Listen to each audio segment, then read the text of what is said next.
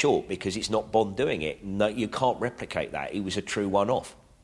They had got to the formula. By the time Bond, if I could call it that, by the time Bond died, they had figured out what they could do and how to do it best. You know, they'd figured it out by then. So when Brian Johnson steps in, it's all like set up for it. This is how we do things. And it was kind of like that. Yeah, there's been some good tracks, but I reckon rock and roll's like that anyway. Like all rock and roll now is kind of, you know, buffed and honed and marketed, and the magic that used to happen because no one really knew what they were doing and was making up the rules as they went along, that magic has sort of really gone from rock and roll, I think, a lot now. I may be just an old fuddy-duddy, but those records that George and Harry made, you know, you cannot replicate it.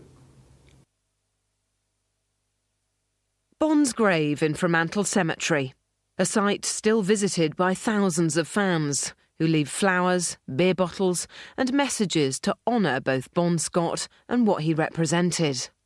A very real rock star, and one who will continue to be remembered. I still, to this day, after all these years, have not met one single person anywhere in the world who didn't like Bon, who knew him. Never. I still haven't come across anyone who didn't like him.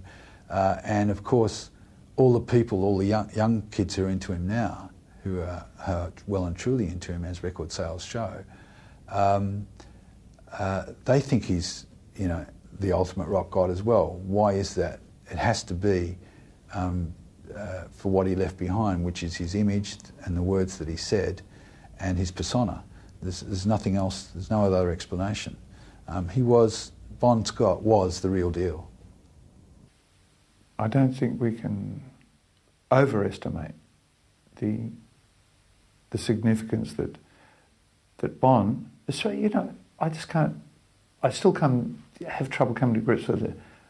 A guy from little old Perth, still, like, all the stars have got to come from somewhere.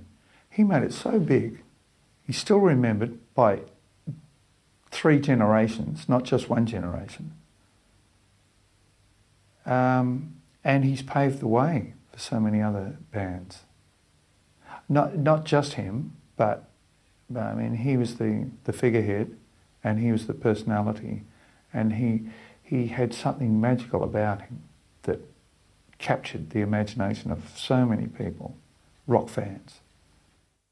What Bon contributed to rock and roll was that he took away all the showbiz.